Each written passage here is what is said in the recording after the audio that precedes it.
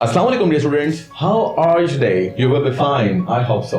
आज जो एमसीक्यूज हमारे बच गए थे thermochemistry, chemical energetics and electrochemistry पर, और इनसे रिलेटेड जो एमसीक्यूज लास्ट ईयर में आ चुके हैं वो हम करेंगे हल।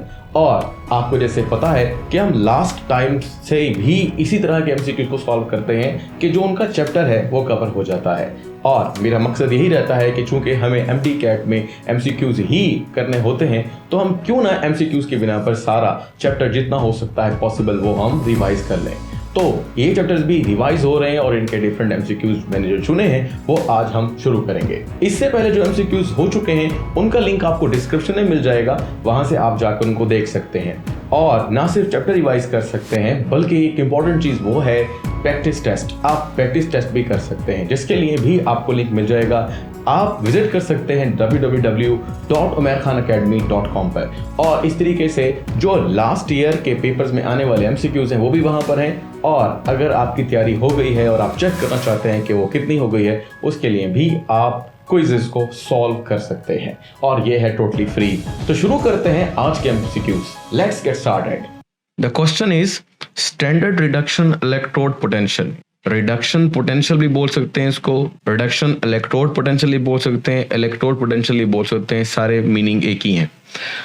For three metals P Q R, R P के लिए ये इतना है रिडक्शन पोटेंशियल, क्यू के लिए इतना है और आर के लिए इतना है रिस्पेक्टिवली।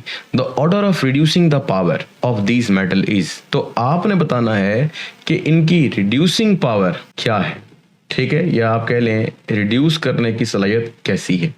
तो इसके लिए हम एक काम करते हैं, थोड़ा सा लिख लेते हैं। पी की सबसे ज़्यादा, क्यू की सबसे कम और आर की दरमियानी रिडक्शन पोटेंशियल है। इलेक्ट्रोड पोटेंशियल यूं भी बोल सकते हैं, इलेक्ट्रोड रिडक्शन पोटेंशियल भी बोल सकते हैं। ये मैं लिख रहा हूं सबकी, जैसे कि पी के लिए 0 या प्लस 0.5, आर के लिए -1.2 ये वोल्ट्स में बता रहा है, और क्यू के लिए -3.0 वोल्ट है।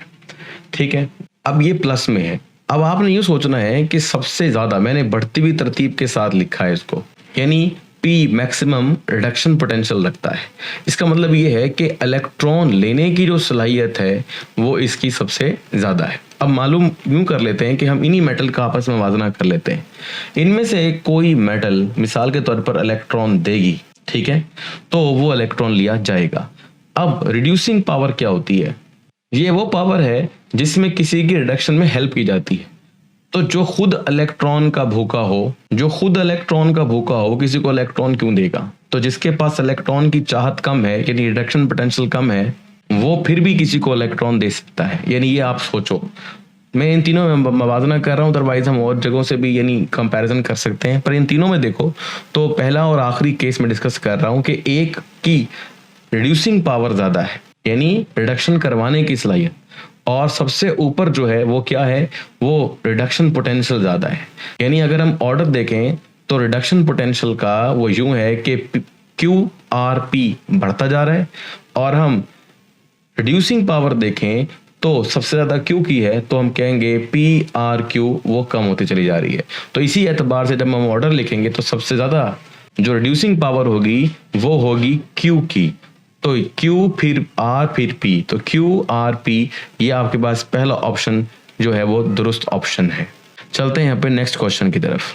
Next question is when nitric acid acts as an oxidising agent and ultimately, यानी हमारे पास एक नाइट्रिक एसिड है, ऑक्सीडाइजिंग एजेंट है, and ultimately forms NO2, NO and HNO2, तो ये आपके पास तीन चीजें बनाता है। Then number of electron transferred in each case, तो यहाँ पर लिखे हैं आप नाइट्रिक एसिड HNO3, इससे आपने कुछ यूं बनाना है NO2, NO और HNO2।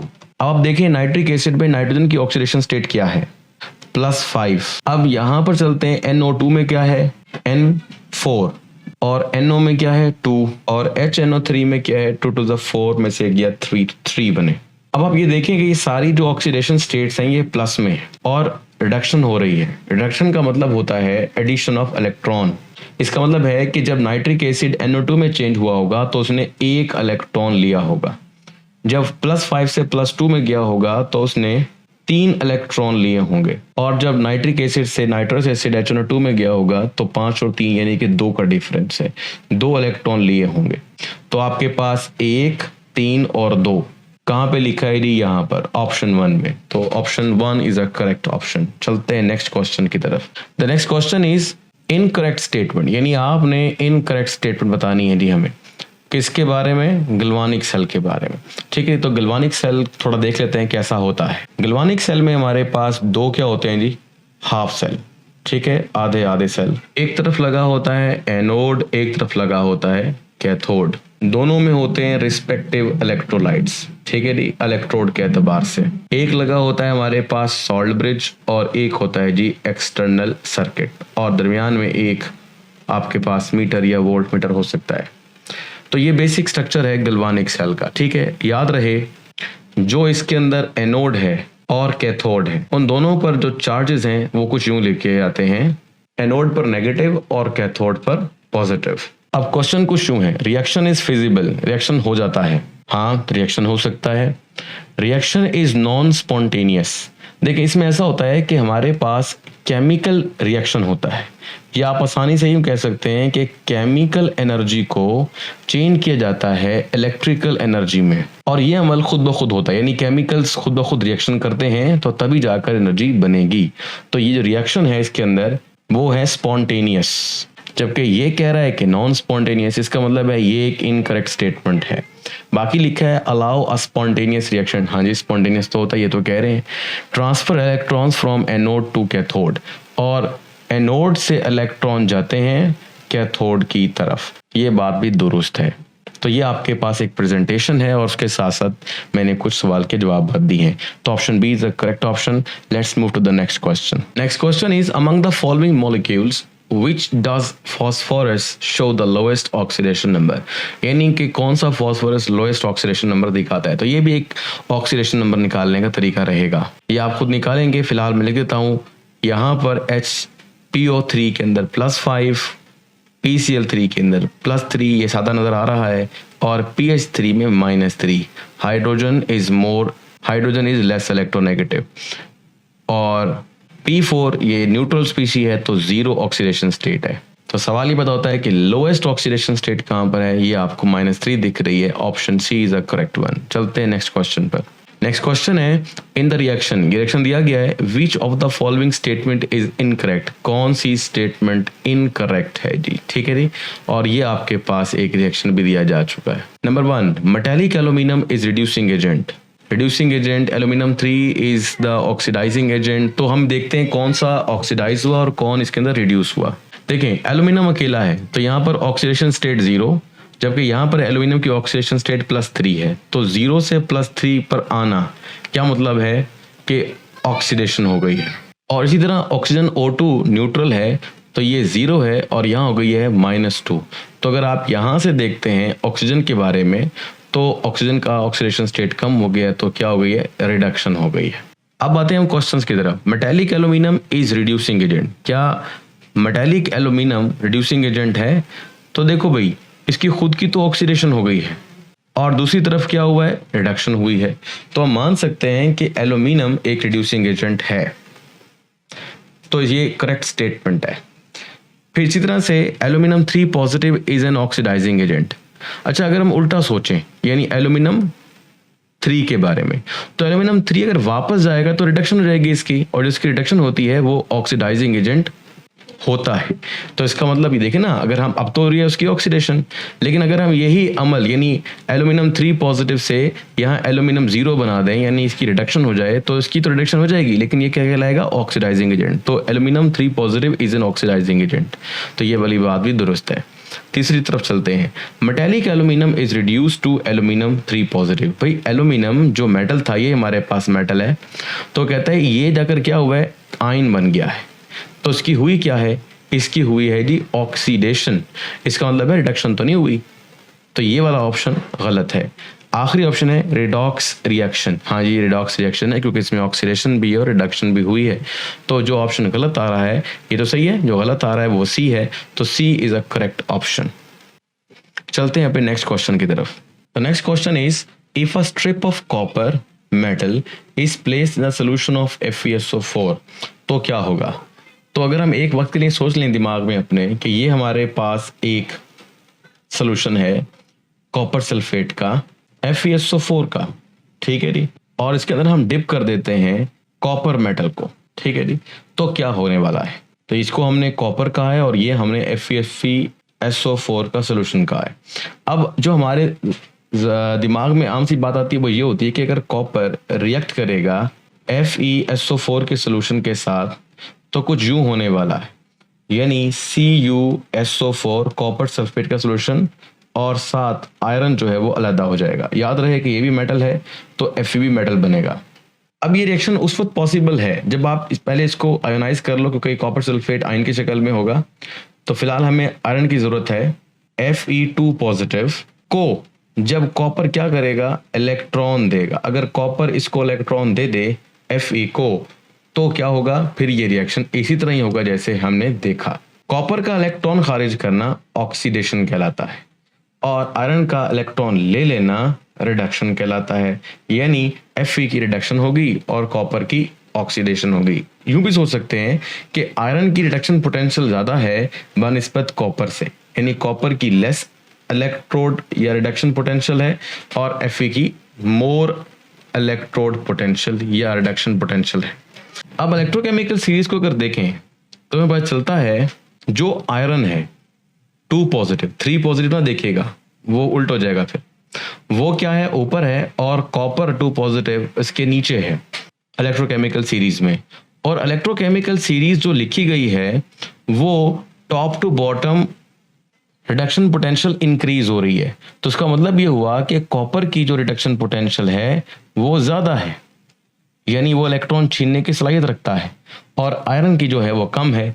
जबकि यहाँ पे हमें नज़र आ रहा है कि हम अगर ये रिएक्शन को करते हैं तो ये उस वक्त ही पॉसिबल है जब आयरन की रिडक्शन पोटेंशियल ज़्यादा हो, जबकि आयरन की तो रिडक्शन पोटेंशियल कम है और कॉपर की ज़्यादा है। तो कॉपर तो इलेक्ट्रॉन ले सकता है लेकिन दे नहीं सकता आयरन को। ऊपर वाला नीचे वाले को डिस्प्लेस कर सकता है लेकिन नीचे वाला ऊपर वाले को डिस्प्लेस नहीं कर सकता, यानी कॉपर जो है वो आयरन को डिस्प्लेस नहीं कर पाएगा। इसका सादा मतलब ये हुआ कि ये रिएक्शन होगा ही नहीं, तो कॉपर आयरन को इलेक्ट्रॉन नहीं देगा, ठीक है। ये बस याद रखें। वैसे भी आप सोच लें जो ऊपर वाला है हमारा अल्लाह ताला है, रब है, वो नीचे वाले को निकाल सकता है, नीचे वाला ऊपर वाले को नहीं निकाल सकता। तो ये बात पक्की हो गई कि इलेक्ट्रोकेमिकल सीरीज में जो ऊपर है नीचे वालों से ऊपर है। जरूरी नहीं कि हाइड्रोजन को सोच कर बात करनी है, कोई भी ऊपर है और उसके जो नीचे है तो ऊपर वाला नीचे वाले को निकाल सकता है। जैसे कि अगर यहाँ पे आयरन होता तो वो कॉपर को यहाँ से निकाल देता, लेकिन उल्टा नहीं हो सकता। तो बहरहाल आंसर जो आपके पास यहाँ पर आ रहा है वो है डी। चलते हैं अपने नेक्स्ट क्वेश्चन की तरफ। नेक्स्ट क्वेश्चन है the reaction proceeds through the evolution of heat.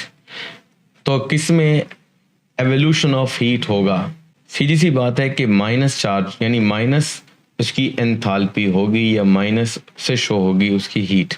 तो एटमाइजेशन का मतलब ये है एटम को बनाना, तो यानी एटम्स इकट्ठे हों और उन एटम्स को आपने क्या करना है, एक दूसरे से अलहदा करना है। तो कैसे कर पाएंगे? तो जाहिर सी बात है उसके लिए आपको हीट देनी पड़ेगी। तो सिस्टम एनर्जी क्या करेगा, एब्जॉर्ब। तो ये जी पॉजिटिव साइन के साथ आएगा। इलेक्ट्रोलिसिस में क्या होता है, क्योंकि इलेक्ट्रिसिटी दी जाती है, एनर्जी दी जाती है, तभी रिएक्शन होता है। और ionization the minimum energy which is required to remove an electron. Electron निकालना है आयोनाइज करने के लिए, या कह लें सिस्टम को डिस्टेबलाइज करना है, तो इसलिए भी एनर्जी एब्जॉर्ब होगी। और हाइब्रिडाइजेशन चूंकि एक ऐसा अमल है जो बॉन्ड फॉर्मेशन करवाता है, और बॉन्ड फॉर्मेशन का मकसद होता है क्या करना, स्टेबिलिटी गेन करना, और स्टेबिलिटी एनर्जी को खारिज करके की जाती है। तो hybridization is a process in which heat is evolve. तो सी चलते हैं नेक्स्ट क्वेश्चन की तरफ। Next question is according to the first law of thermodynamics energy from system to surrounding can be transferred in the form of. Suppose कीजिए आपके पास ये एक सिस्टम है, इसमें किसी एनर्जी ने आना या फिर जाना है। अब दोनों ये क्या होगा, देखो सिंपल सी बात है, ये ग्लास है, ये एक बीकर है।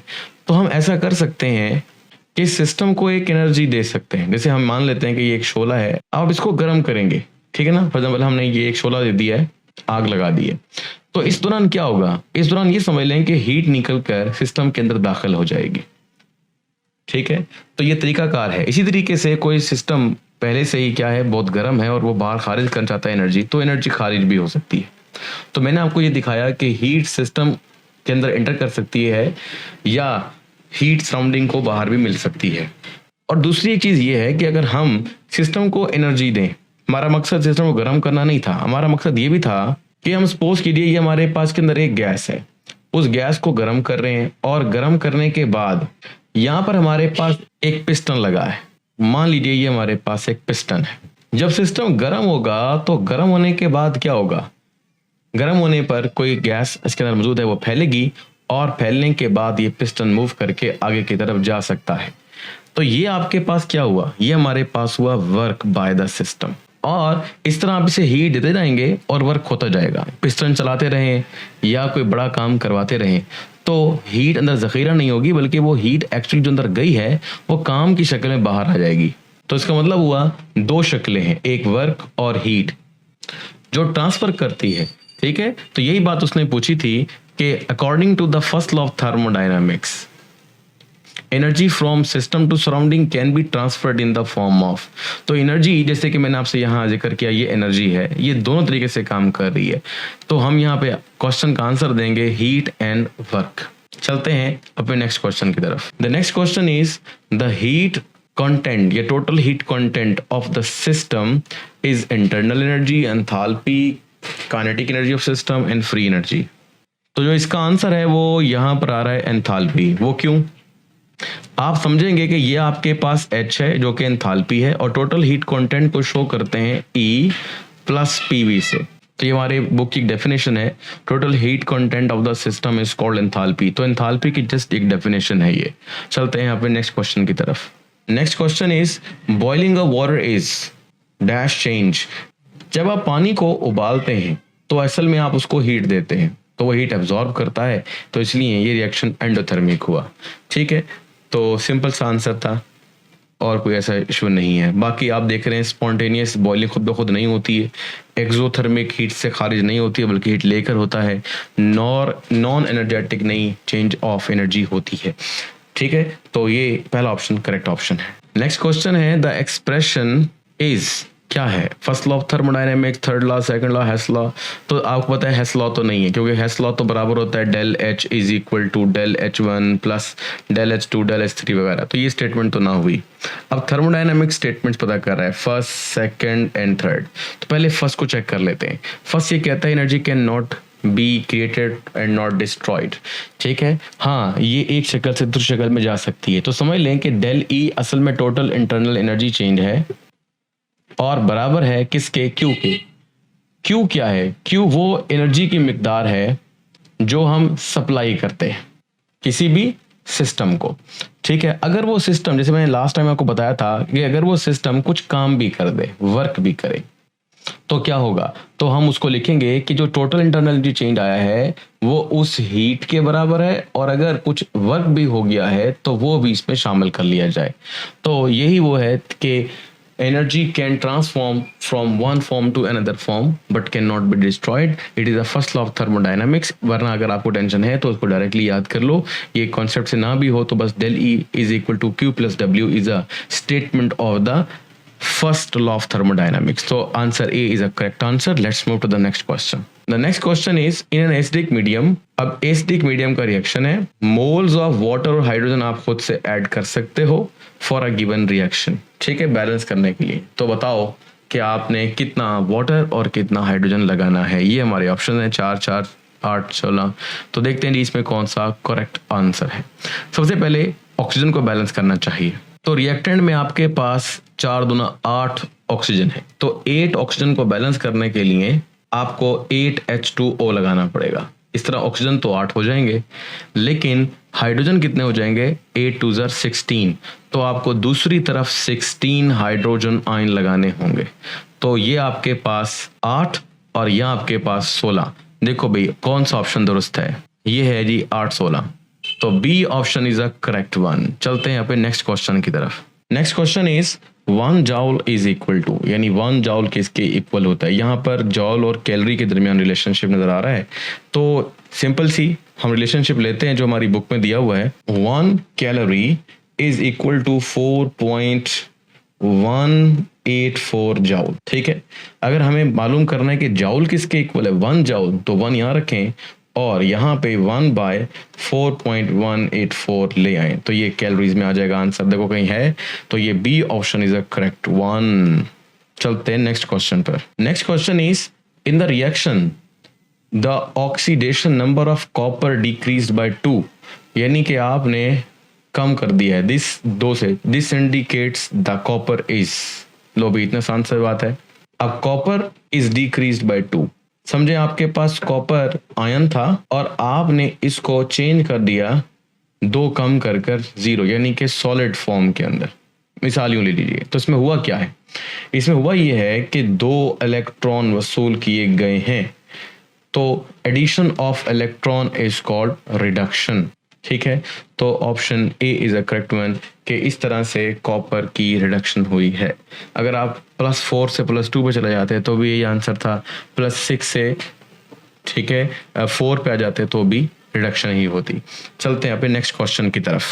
Next question is when a zinc piece is placed in the copper sulphate solution copper gets precipitated because, यानी वो एक सिंपल सा रिएक्शन बता रहा है आपको कि जिंक का पीस आपने डाल दिया है कॉपर सल्फेट के सोल्यूशन में और कुछ यूं हुआ कि कॉपर गेट प्रेसिपिटेटेड, यानी कॉपर सॉलिड फॉर्म में अलहदा हो गया, ऐसे लिखते हैं इसको, और जिंक यकीनन उसकी जगह पर आ गया होगा और जिंक सल्फेट बना होगा। इसको यूं भी बोलते हैं कि जिंक ने कॉपर 2 आयंस, क्योंकि वो अपने सोल्यूशन में आयन की शक्ल में होगा, को 2 इलेक्ट्रॉन दिए होंगे, तभी जाकर कॉपर न्यूट्रल हो पाया। लेकिन इसके नतीजे में जिंक ने चूंकि 2 इलेक्ट्रॉन अपने खो दिए हैं, इसलिए जिंक पर चार्ज +2 आ जाएगा। ये है जी एक सिंपल सा रिएक्शन। इस अंदाज में अगर हम सोचें तो जिंक ने इलेक्ट्रॉन दिए हैं तो इसकी रिडक्शन पोटेंशियल क्या है, कम। यूं भी कह सकते हैं कि ऑक्सीडेशन पोटेंशियल ज्यादा है, और कॉपर ने इलेक्ट्रॉन लिए हैं, इसका मतलब है ये है कि इसकी रिडक्शन पोटेंशियल जो है वो क्या है, मोर। अब हम पढ़ते हैं अपने ऑप्शंस को। तो बी ऑप्शन में लिखा है standard reduction potential of zinc is less than that of copper है। तो ये चीज तभी हो पाती जब ये बी या कह लें सेकंड स्टेटमेंट करेक्ट हो पाती। चलते हैं अपने नेक्स्ट क्वेश्चन की तरफ। Next question is all the following processes in the Born Haber cycle में produced by absorption of heat except, यानी आपने बताना है कि कहाँ पर एनर्जी अब्जॉर्ब नहीं होगी बल्कि क्या होगी, इवॉल्व होगी। तो आप कह सकते हैं कि नेगेटिव साइन के साथ कौन सी एनर्जी है, तो भाई ionization energy, the amount of energy required, तो एनर्जी अब्जॉर्ब होती है। Electron affinity, the amount of energy released. Atomization, energy absorb. Dissociation, absorb. तो option B is a correct option. चलते हैं अपने नेक्स्ट क्वेश्चन पर। Question is during balancing the redox equation, ठीक है, इसके 2 मेथड आपकी हमारी बुक में दिए हुए हैं और वो है आयन इलेक्ट्रॉन मेथड और ऑक्सीडेशन नंबर मेथड। तो कहता है by oxidation number method oxygen और hydrogen atoms are balanced by method of difference, inspection, ion electron method और स्पेक्ट्रोस्कोपिक मेथड। नहीं, ऐसा नहीं है, बल्कि होता यह है कि इसमें हमारे पास एसिडिक और बेसिक मीडियम्स होते हैं, तो हम वहाँ पर एसिड बेसिक मीडियम को, हमें एक पिछले एमसीक्यूज भी किए थे तो वहाँ पे भी आपको पता था कि वाटर लगाते हैं और हाइड्रोजन लगाते हैं एसिडिक मीडियम में, जबकि बेसिक मीडियम में हम OH यानी हाइड्रोक्साइड, आयन और वाटर लगाते हैं। लेकिन ये सोच कैसे लगाते हैं, सोच क्या होती है हमारे पास, हम इंस्पेक्ट करते हैं, एक जगह बढ़ गई दूसरी जगह घट गई, एक जगह अगर ज़्यादा हो गई तो दूसरी जगह कितना ज़्यादा करना है, इसे कहते हैं इंस्पेक्शन मेथड। तो answer B is a correct option. चलते हैं अभी नेक्स्ट क्वेश्चन की तरफ। Question is which of the following is incorrect, correct नहीं है। ये बड़ा इतिहास देखा करें क्या पता कर रहे हैं। About the enthalpy of neutralization, इससे मिलता जुलता क्वेश्चन पहले भी एक दफा आया था। Its maximum value is 57.5 kilojoule per मोल। हाँ जी, ये ठीक है, जब 1 मोल हाइड्रोजन आयन 1 मोल हाइड्रोक्साइड आयन से मिलते हैं और 1 मोल वाटर बनाते हैं तो इतनी एनर्जी ही रिलीज होती है। It is equal to the enthalpy of formation of water from ions. तो बात सही है, equal, it is equal to the enthalpy of formation of water. Water के बनने यानी फॉर्मेशन जो 1 मोल होगा, ठीक है, में जो एनर्जी लगती है वो उसके बराबर होती है, यानी कि क्या, enthalpy of neutralization. Number C, it is more than 57.5 kilojoule per mole when one of the acid is base is weak. नहीं, कम तो हो सकती, ज्यादा नहीं हो सकती, तो ये वाला ऑप्शन जो है वो गलत साबित हो रहा है और शायद यही करेक्ट आंसर है।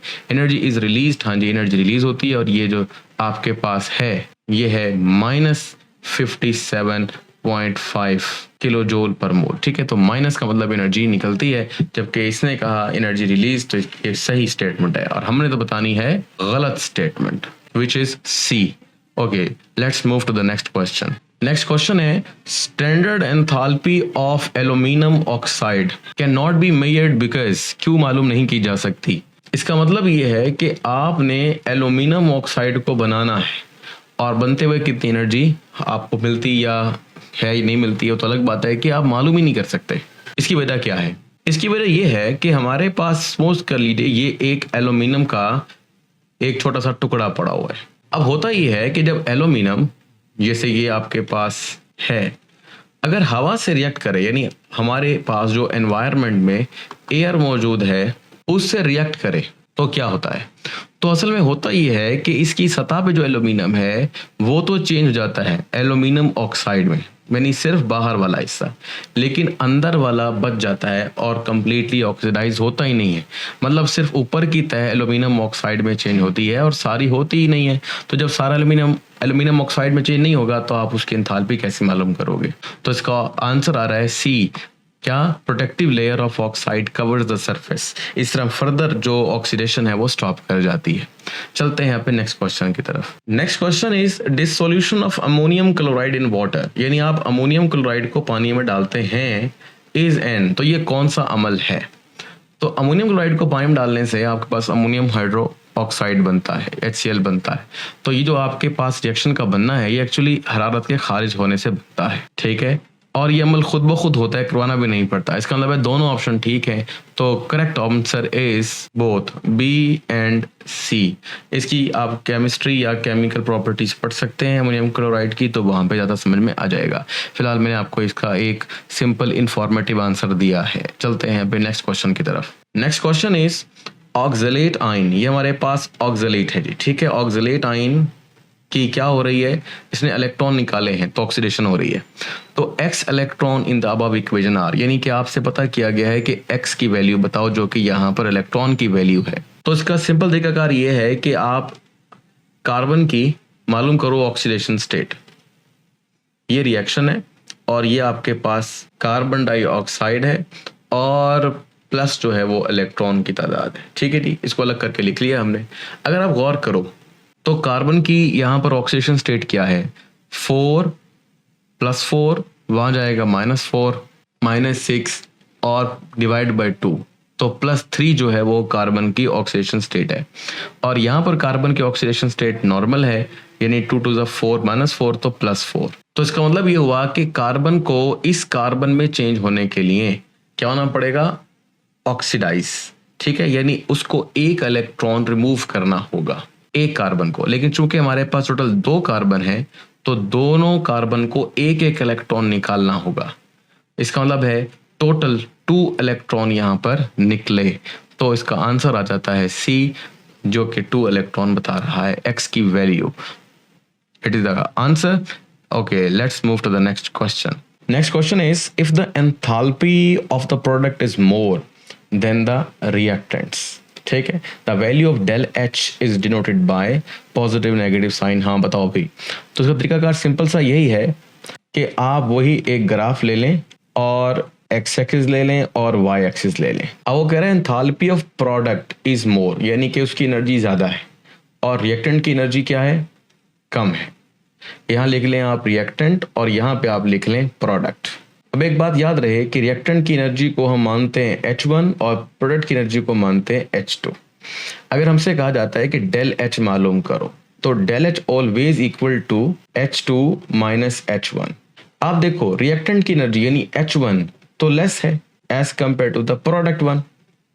तो जब आप आंसर निकालोगे तो वो आंसर निकलेगा या वो सिंबल निकलेगी जो बड़े आंसर के साथ होती है, दैट इज +1। तो नेगेटिव की बजाय पॉजिटिव वैल्यू निकलेगी भाई। और ये पॉजिटिव वैल्यू का आंसर आ रहा है ए, यानी नेगेटिव साइन नहीं बल्कि पॉजिटिव साइन होगा। तो अक्सर औकात हम ऐसे मानते रहते हैं कि नेगेटिव नेगेटिव, इसलिए कह रहा हूँ। तो answer is with a positive sign. Let's move to the next question. The next question is which is used to measure the enthalpy of combustion. Combustion enthalpy of combustion कैसे मालूम करते हैं भाई? जलाकर, उड़ाकर, ठीक है ना, धमाका करके। तो धमाका क्या कहता है जी? B is a bomb. तो बॉम्ब कैलोरीमीटर के जरिए से आप एंथैल्पी ऑफ कंबस्शन मालूम कर सकते हैं। इसके टॉपिक भी मैंने बहुत ज़्यादा एहतियात से करवा रखे हैं, उनका रेफरेंस मैं आपको दे देता हूँ। इनको आप यूट्यूब पे समझ सकते हैं, या सिंपल कोई भी जो टॉपिक आपने सर्च करना हो, टॉपिक का नाम लिखें और साथ लिखें उमैर खान अकेडमी, और वो आपको मिल जाएगा। चलते हैं अपने नेक्स्ट क्वेश्चन की तरफ। Question is the number of moles of the product is more then that of the reactant. ठीक है जी। तो अब आप ये बताओ QP और QV का क्या रिलेशनशिप होगा। ये एक नया तरह का क्वेश्चन है, इसमें आप तसव्वुर कर लो कि number of moles of the product is more, तो number of moles of the product is more than the number of moles of reactant। तस्वर कर लो ये दो हैं ज़्यादा और ये कम है, ठीक है। तो आप del n निकाल सकते हो। del n is equal to 1, ठीक है। ये आंसर कोई भी आएगा, 1 आ जाए, या ये मैंने खुद 1 निकाला ताकि आपको समझने में आसानी रहे, लेकिन ये आपको ज़्यादा ही मिलने वाला है, ठीक है। प्लस में वैल्यू मिलने वाली है क्योंकि ऊपर लिखा है प्रोडक्ट के नंबर ऑफ मोल ज़्यादा ही होंगे। अब आप एक काम करो, एक फार्मूला लगाओ, del H is equal to del E plus del N RT। अब सिंपल सी बात है कि आपने क्या करना है, जो del N है इसको पहले देखो, ये 1 है और मल्टीप्लाई बाय RT, तो ये सिंपल सा आंसर आ गया RT। अब आते हैं del H और del E की तरफ। हमने ये प्रूव किया है हमारी किताब के अंदर कि del H is equal to, या del H जो होता है वो होता है constant pressure, del H is equal to QP, और del E जो होता है वो कांस्टेंट वॉल्यूम पे होता है, तो QV। अब खुद सोचो कि QP QV के कैसे इक्वल है जब उसमें RT की वैल्यू प्लस कर दी गई है। जब RT की वैल्यू प्लस कर दी गई है तो इसका मतलब है कि QV छोटा है और QP बड़ा है। जब छोटी वैल्यू में आपने RT को जमा किया तो तभी वो QP के बराबर हो पाया। तो सिंपल सी बात है, QP is more than QV। तो आंसर 2 या B is a correct answer. चलते हैं अपने नेक्स्ट क्वेश्चन की तरफ।